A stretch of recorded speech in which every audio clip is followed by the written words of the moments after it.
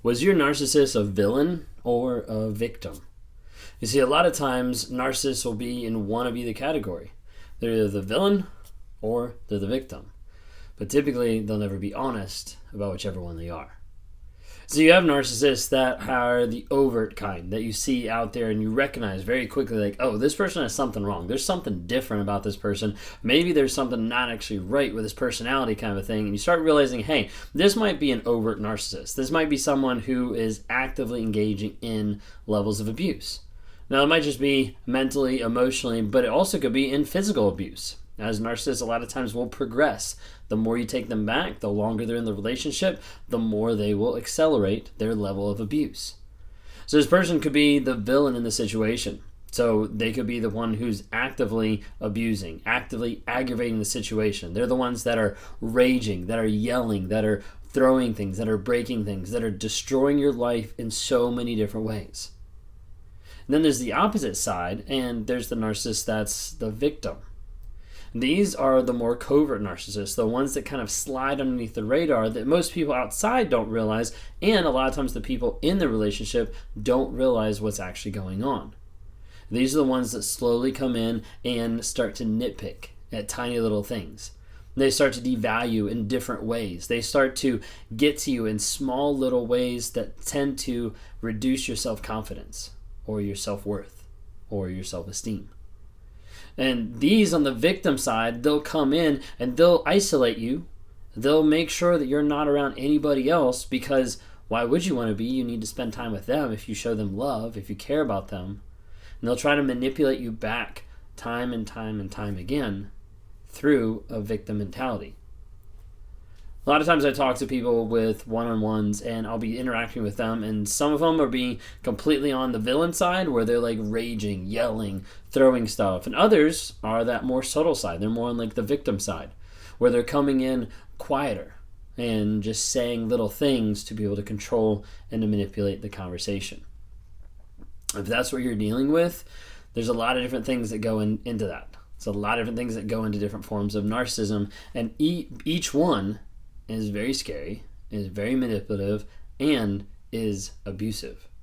You see, sometimes people in relationships, they think like, oh, I've never been hit. I've never been really yelled at. Like, we've gotten into arguments, never been this, and this. So I've never really been in a bad relationship. I've never been in abuse. And they tend to twist the idea and not really view what abuse is. A lot of times it'll be hidden under gaslighting or manipulation or future faking or love bombing. And people won't realize, hey, someone else controlling me, someone else controlling my perception, my will, my desires is still manipulation, and that's still abuse. Sometimes it's done just overtly, and sometimes it's done covertly. The covert ones a lot of times are what people ask for because those are the ones that are harder for people to identify. They kind of sneak underneath the surface.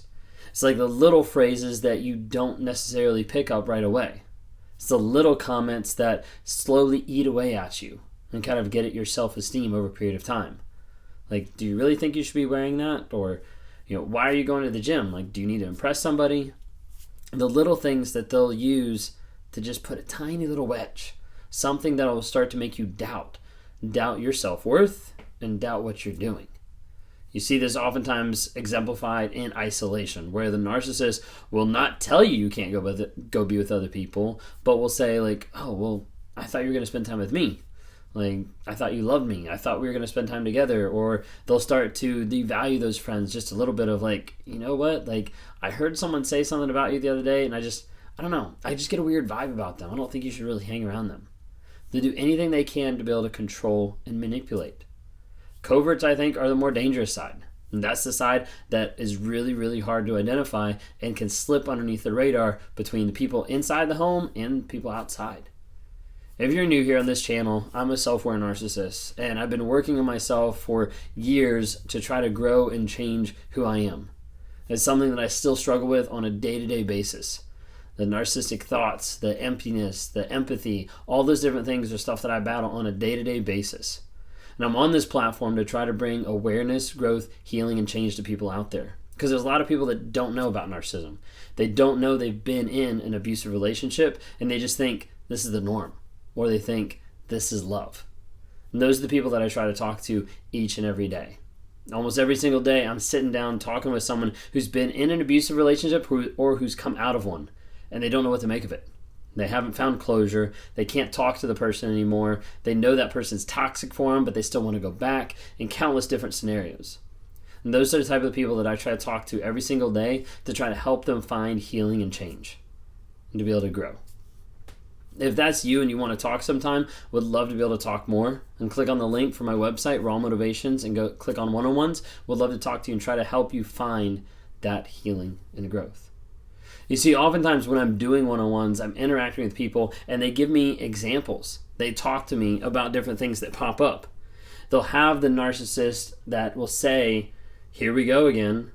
Like, I knew this was going to happen. The eye roll, the smirk, all those type of things. They'll have the guilt tripping after the fact. You know what? Everything was fine until you did this. You know, everything was going on just great, and then you happen to open your mouth about this, and this is what happens. And oftentimes that narcissist will flip it back on you, and they'll blame you for something that's already passed. It's something that's already happened that you had no effect on. They'll say, it's always something with you.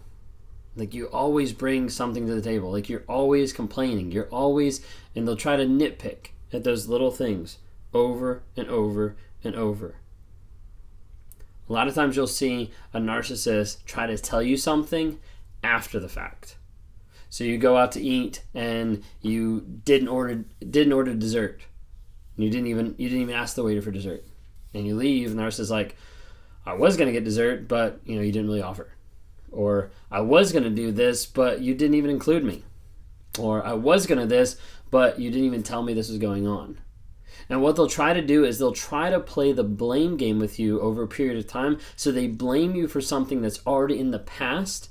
That way you don't have the opportunity to actually fix it. Because normally what you'd have is if the waiter comes up and asks for if you want dessert, the person who wants it would say, hey, I'd like dessert. But they'll let the person walk away and be like, oh, thanks. I guess you didn't care about me. Like, you didn't care if I wanted dessert. Like, they'll do it after the fact.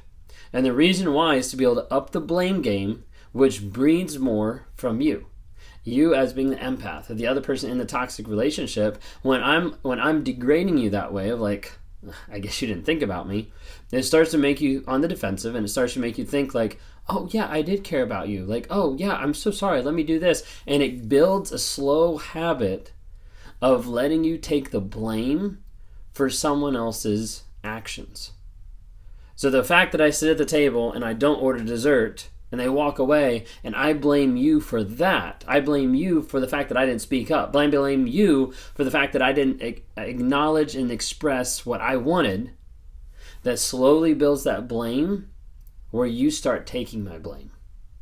And over a period of time, you take my blame more and more and more, and you get to the place with the narcissist where you start taking blame for giant things that have never crossed your mind before. And then the narcissist comes in your life and looks at you and says, you're the reason I cheated. I cheated because I wasn't happy, and that's your fault. And they will blame stuff on you over and over and over again. Let me tell you right now, they're responsible for their own actions. When I am living my life, and I'm living my life apart from my purpose, apart from loving my wife, apart from loving my daughter, and I'm choosing to go out and be with other people, that whole aspect of my life was my choice. It's an awful part of my life. It's a part that I'm not proud of, but it's a part of my story that I can come to you and say, hey, I have been in those shoes of being the person that has abused other people mentally and emotionally. And this is how it's played. If I can get you to acknowledge blame for something tiny, for something small, then that means I can get you to accept blame for something larger, for something bigger. And as it continues to progress and grow, that any type of shame, any type of guilt that I feel as the narcissist, as the toxic person, I am able to shelve that off to you, and over a period of time, you will start to take it willingly. And over and over. Set boundaries. Grow yourself. Continue to build up your self-confidence, your worth, because that's what it takes to be able to set a difference. Otherwise, it'll keep happening. The abuse will continue. It'll accelerate. It'll grow. From being emotional abuse to mental abuse to physical abuse, you name it, it'll happen. Set boundaries, hold clear consequences, because otherwise that blame game is going to keep going, and the narcissist is going to keep blaming you for the actions and the deeds that they did. If you want to talk more, grab my website, rawmotivations.com. Follow me on TikTok, Instagram, and Facebook. If you're not subscribed by now, please subscribe. Thanks so much.